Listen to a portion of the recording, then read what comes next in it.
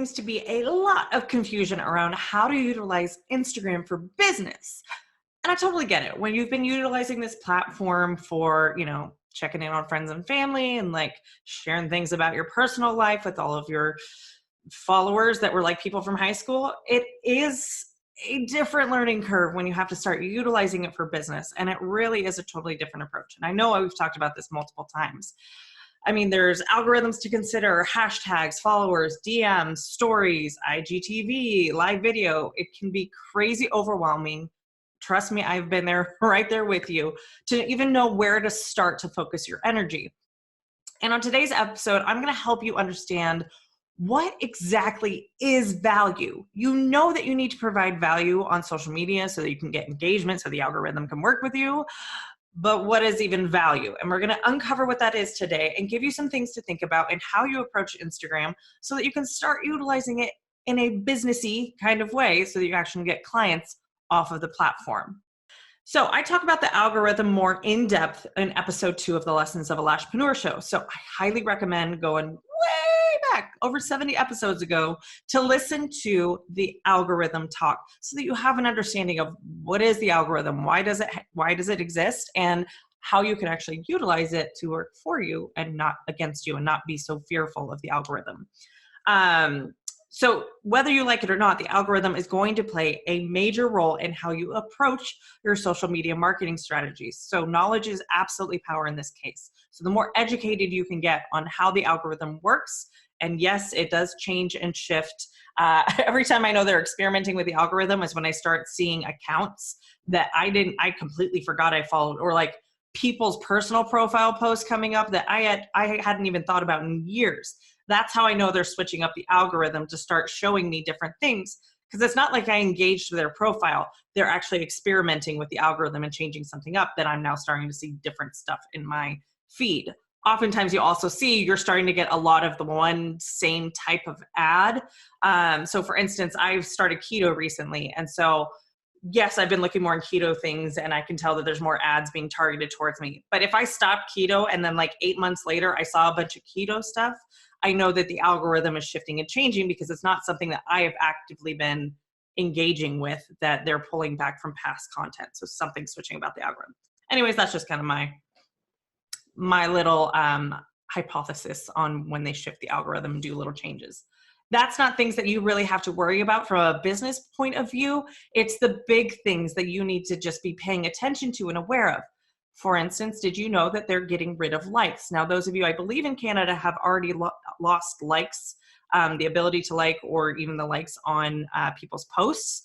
And from my understanding, they are rolling that out worldwide. I don't yet know how that's going to impact engagement and reach and all of that, because I still have likes on my profile. So there is no strategy yet, but I assure you when that happens, we will talk about it here. But I do want to get more into what exactly is value on social media, because that is a really vague term. And if you're a business owner, you like actually dealing with specifics, because having something so broad and vague, it's very confusing and overwhelming because, hey, you need to provide value on social media in order to get your followers to engage. What is value? I don't know. So let's talk about that. First and foremost, I do want to preface this with, I don't have the answers for you. Hey, I'm a business coach. We don't give answers. We just ask really good questions to get your own answers. But you don't even have the answers yet, which means that all of your marketing, and especially with social media, and especially with Instagram, please, let's put on our scientist hat and conduct experiments. For those of you who make one post, don't get any engagement, and think this doesn't work, you are doing yourself a disservice. You are actually creating a belief that social media doesn't work based off of one experiment that didn't go your way, that you probably didn't even conduct the experiment right in the first place. So first and foremost, I would really love it if you listened to episode 71 and did the Instagram cleanse. We can't even begin to know what our followers see as value until we have the right people following us. So you have to be very specific and cutthroat in removing followers or blocking accounts to make sure that when you do post, that you are posting to people that actually want to buy what you have. If you're just posting because people find it entertaining, then we're not really using it for business. Granted, you should be entertaining. That would be a great value to provide. It has a value. But if you are trying to run a business and use your social media to market your business to make money, then we do need to make sure we have an audience that is interested, even if it's just a little bit, in what we have to offer and that they are a potential customer. Because then when we start experimenting, we throw different things out there, whatever starts to get more engagement and more reach and kind of gets pushed out into more feeds, that would then signal us we're on the right path. Let's try that again and post something just like it, but maybe a tweak different to see if we can't get better results. So again, we want to approach it with our experimenter hat on, knowing that we're not going to make a conclusion based off of one experiment. Can you imagine if a year ago when I posted about Taco Tuesday, and I keep bringing this up because it's a very clear picture of this whole experimentation thing. If I had taken one post about Taco Tuesday and made a blanket assumption about Instagram not working for me, and yet Instagram is my number one place where I connect with my audience, and I know how to get my audience to go off of Instagram and consume more content of mine and to buy my products and services. So if I had just jumped online and said, they didn't like tacos, why don't lash artists like tacos? This clearly doesn't work. It would have impacted not only my business, but the ability of, the impact of lives that I have had since then, because I've been able to grow our audience to over 30,000 followers right now. So just keep that in mind.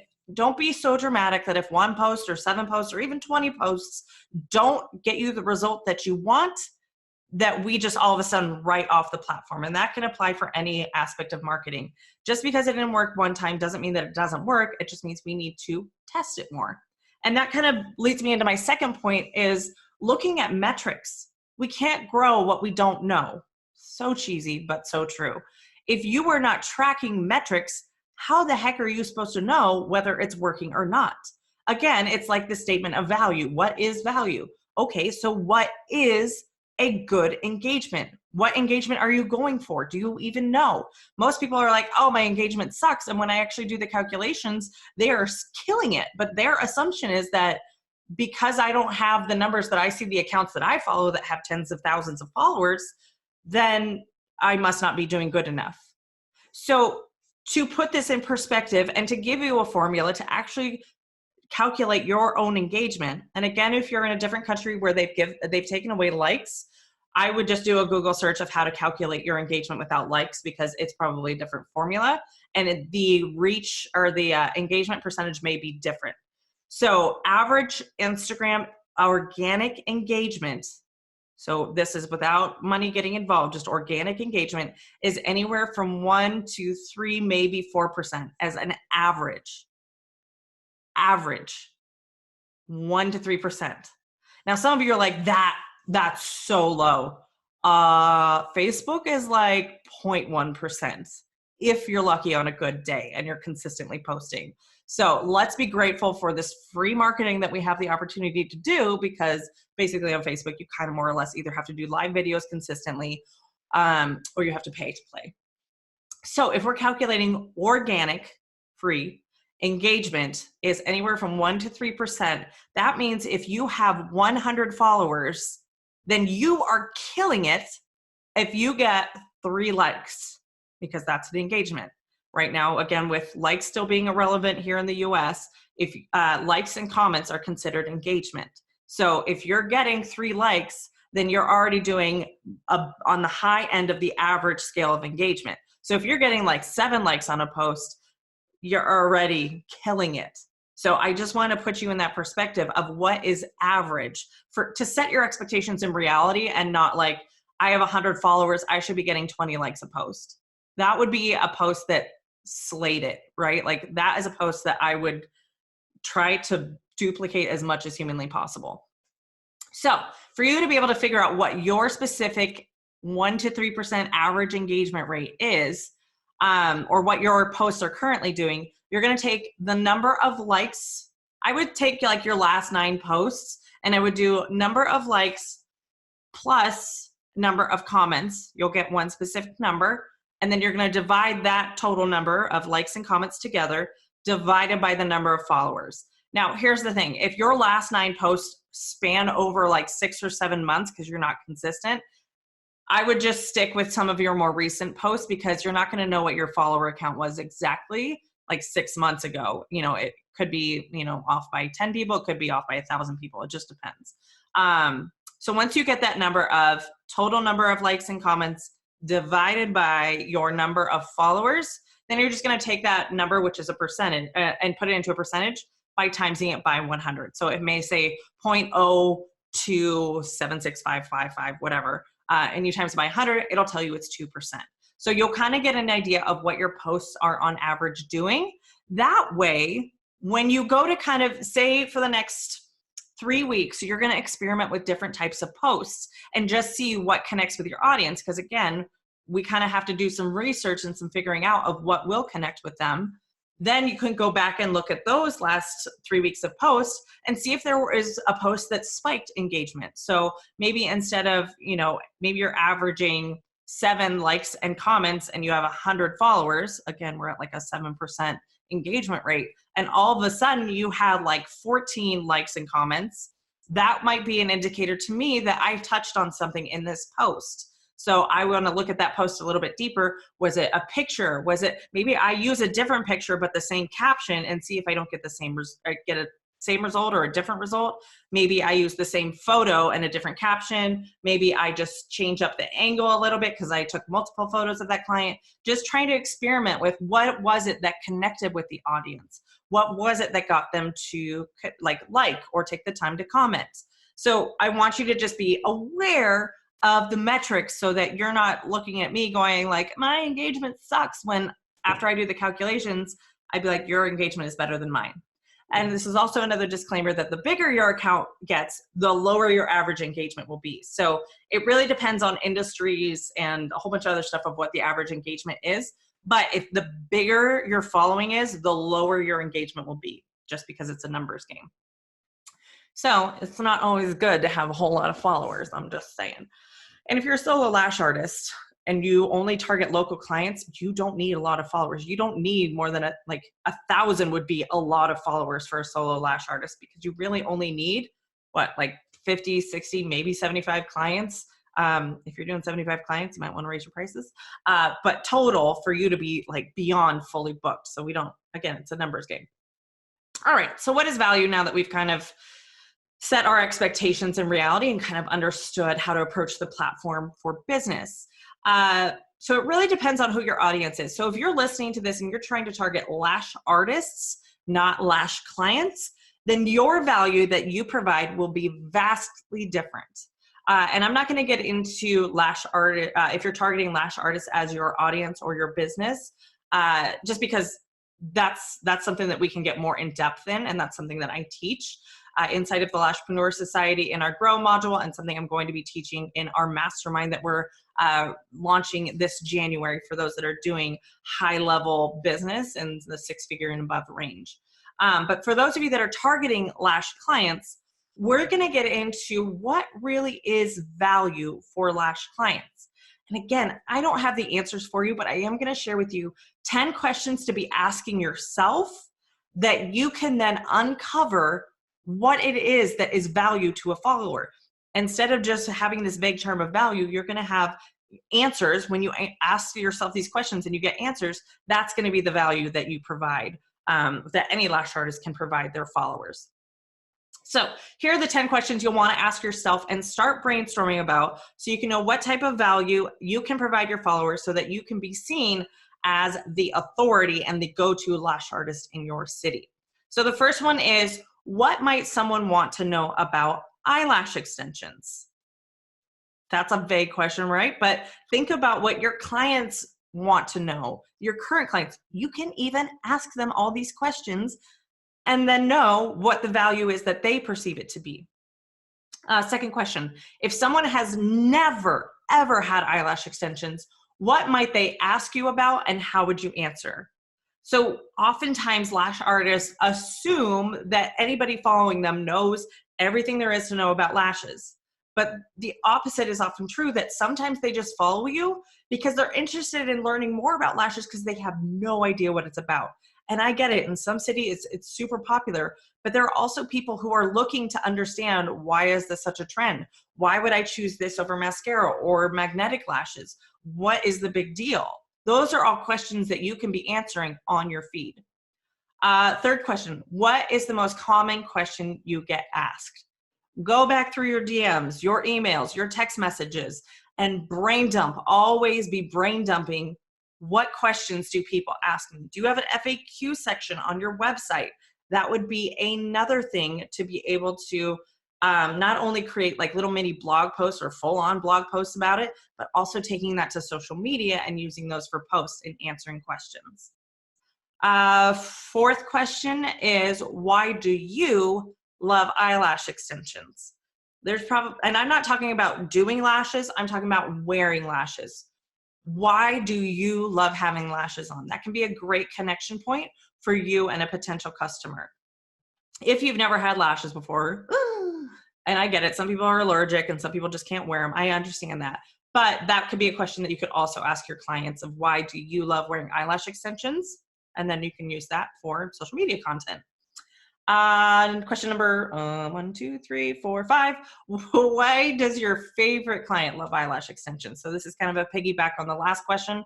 Is your favorite client, your absolute, like, she is the bee's knees. If you had 70 clients just like her, you would be one happy camper.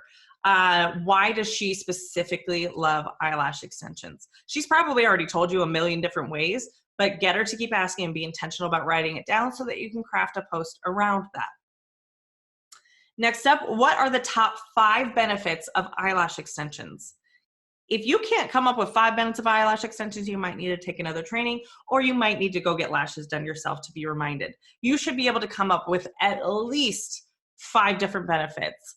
If you can't come up with 5, just start with 1, and then next week post another one, and then the following post another one. Just always be brain dumping. And also, just so you know, you can come up with a benefit. Say you come up with 12 benefits of eyelash extensions and you harp on just 1 a month.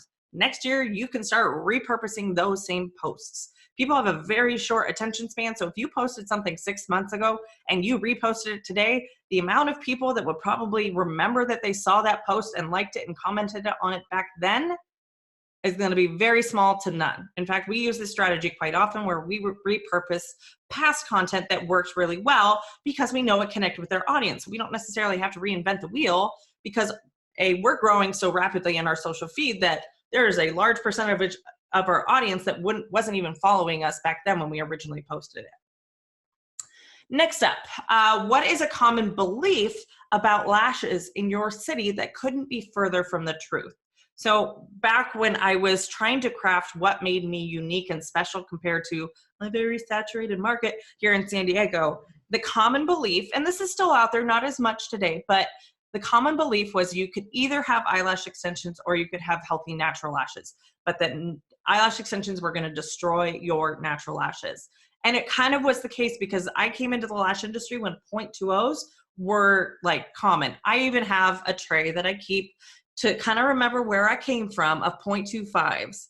And I've even heard of there being 0.30s out there. And this was a time when we used to swipe the lash with adhesive so that you would have a certain amount of dots of adhesive on there and clunk that lash down so that it was like cemented on there. But that actually makes it almost a little more damaging for the lash because when you try to remove a grown out lash, that's more adhesive that you have to try and get off, which can then lift the shaft or break the lash. So there's a lot that was happening back then that was kind of common practice, common knowledge, that when I came into the market space and saw a gap that nobody was really marketing themselves as a natural lash health specialist, then I could start to focus on, here's what I offer that's different from everybody else. If your lashes twist, if they feel heavy, if they hurt, there are certain reasons for that. And I might take up, 10 different posts on explaining why that would be not a normal experience for one of my clients. I'm not bashing anybody else. I'm just educating,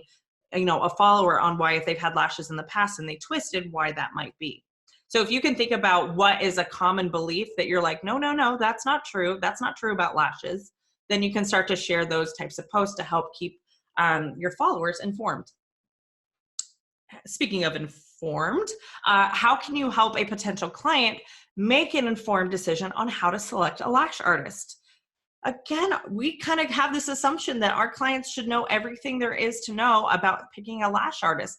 But if they've never had lashes before, they had a really bad lash artist in the past, they probably have no idea what makes a good lash artist. They're just assuming that their experience is the norm, and that may not be the case. So what might you help a client question? What kind of questions might she ask? How can you help guide her to make an informed decision? Whether it's you or not, and most of the time it would be you if you're helping to inform her, because you're not going to inform her on things that you don't do, right? So brain dump it. What would be, if you were selecting a lash artist, what would be the things that you look at? I actually often trained my own clients to know what they were looking at when they saw lash artist profiles. And this was back when everybody, it's still most people nowadays, but everybody back then was posting the really close up shots, like up the nose, of lashes. And so I would actually sit with those pictures and show them what it was that they were looking at. Do you see over here where it's really dense and almost looks clumpy? That's glue holding multiple natural lashes together. So that is a sign that they are not applied properly. Do you see how her eye is red? That's likely because either the iPad got too close or, you know, there was fumes in the eyes. Like I would start to educate my clients on what it was that they were looking at. The benefit of doing that is that they would see their friends' lashes and know exactly what was going on with their friends' extensions to help them troubleshoot, which then they would credit back to me, and then they would recommend their friends to me because I knew what I was looking at and I empowered them to be educated on what it was that they were looking at. So it kind of was like a double whammy for me. Not only did I have informed clients, but they then got to inform their friends and know what they were looking at. So it wasn't like coming in being like, I want this look. And it's, you know, 17s and just ridiculous looking stuff. So no offense to you who use 17s, just, I don't want my lashes touching my brows. All right, number 9, what breaks your heart about some of the lash work being done in your city that you do differently? This is going to be a huge one for you, understanding what makes you unique and what else other people or other potential clients are looking at. So yes, some people charge like rock bottom prices, and there's likely a reason for it. And I want you to do your research on why, not necessarily to bash them specifically, but you would have the knowledge of what your potential clients are seeing out there. So say there's a chick down the road who's charging $40 for a full set and it's 2 hours, and you know she's doing it illegally out of her home or, you know, in the back of an alley or God knows what. Wouldn't that be fun? Getting your lashes done in the back of an alley? Yeesh. Like cats running around. Anyways, that's the tangent. But you can start to look at what she's posting online and realize like her style is really dramatic, really long. She's actually targeting like 18-year-olds, and you love doing volume. You love doing a light volume on more mature clients. We don't call them old, we call them more mature, because it makes them feel more youthful and they have a little more disposable income. So now you can differentiate who she's targeting, who she serves, and okay, have at it, charge $40, but she's not going to be around very long, and she's not in it for a career if she's only charging $40 for a full set. That can give you language to help combat like, well, why do you charge $140 and she only charges $40? So that can kind of give you some things to discuss when you look at the work of somebody who's charging low prices. And it's also, you can also say like, if she's charging that, my defense for anybody who questioned my pricing was comparing me to somebody else who was cheaper was I can't justify why somebody else charges what they do, but I know my expenses, I know my overhead, I know my skill set, I know my experience, and I know the result that I can get you, and that is reflected in the price. Boom, you can go ahead and use that. Last question, is there a story about a client you can share of how your services transformed them? Whether it was just their mindset, whether it just made them feel a little bit better that day, whether it changed their life, whether they, you know, found the man of their dreams after getting lashes, whatever it is, stories do so well on social media because it creates that connection and it creates that bond and that feeling of being human rather than this is just some corporate robot who's just posting. It brings that human side into your feed, which can be insanely valuable. So in order to, if you want to download these questions so that you can really write them out and kind of think through your answers and responses and start brain dumping some content ideas based on these value questions, you can head over to thelashpreneur.com/IG value and download these 10 questions. So I don't know about you, but did you happen to pick up on any themes about what these questions were trying to invoke in your audience with their answers? And if you answered education, yes, ding, ding, ding, ding, ding. Education honestly is the top value that you as a service provider can provide to your audience. The more educating you are, the more you establish yourself as the authority, whether you think you are or not. You know more about the lashes than the clients do, therefore that makes you an authority and somebody to look up to for more information. And you want to be known as someone who that they can rely on to go ask questions. Even if you're answering questions to somebody who goes to another lash artist, if there's ever a hiccup, and it happens all the time with that lash artist, who do you think the first person they're going to go to is? This is how I approach my social media. If you ask me a question in a DM, you're getting an answer, right? I'm not there to coach you. Maybe I might, but I answer a lot of questions inside of my DMs. It also helps me know what content to post, because of the questions I'm getting in a DM are the same questions that you are listening to this podcast or watching this video for. So education is a huge value you can provide. If you don't know what else to post, I would start with what can you educate your audience or your followers on? And that applies to all audiences, whether you're a lash artist, whether you're a dog groomer, no matter what, that can be something of value that you can provide, so that you become the go-to profile that they look at when they have a question about your specialty, whether, whatever service it is that you provide. So in summary, we are not going to take a single post as a definition of whether an entire platform will work for your business or not. And look, can I just be clear? Can we not listen to the Debbie Downers online who say IG doesn't work? Because maybe we look at successful business owners and successful lash artists that we look up to and see what platforms they're using that they're actually getting clients from. Because my guess is those that say Instagram doesn't work aren't getting clients off the platform. So we may not want to go to them as our go-to resource for how to get clients off of this platform. So I'm just saying, like, if there's 25 million business profiles on Instagram, there's likely a target market for you to be able to utilize that platform to convert clients off of. I don't know, call me crazy. It works for me. So if it works for me, it can work for you. It's just a matter of figuring out the right strategy, the right mix of how to utilize it for business in order to get there. And that's going to take some learning. I wasn't born with this knowledge. Instagram didn't even exist when I was born or starting my business, quite honestly. I started using Instagram towards the end of my brick and mortar business, and now we've obviously scaled it since then. But we also want to make sure that we are providing value, and now we know that if we're confused on what value is, we want to experiment with our audience, make sure it's the right audience, and we want to make sure that we know what success is on the platform, which means that we have to have a starting base of what engagement is right now. So go ahead and use that formula I gave you to understand where you're starting at. And so you'll know in the future when there is a spike in engagement because a post was valuable. And then if for nothing else, use your profile as a means of educating clients, whether they know lashes or not. People have to hear things time after time after time. So even if you feel like you're a broken record, quite honestly, do you know I talk about Instagram like every 7, 8, 10 episodes? I talk about the same. We have 12 topics that we have scheduled out in our in our content planning that we just keep coming up with different ways to talk about those topics. And I want to be known for those 12 things because you guys need to hear it multiple times for it to click in. So don't feel like you're being a broken record. Don't be afraid to repeat topics, themes, contents, ideas, tips, because people need to hear it more than once. And because of the algorithm, it may be hitting a whole new audience the next time you post about it. So you have my permission to just make it easy, make it simple, come up with your main ways of educating people, and then just keep harping on those points over and over again. And you'll be seen as a go-to authority and expert online and on Instagram. Thank you so much for joining me today. Have a good one.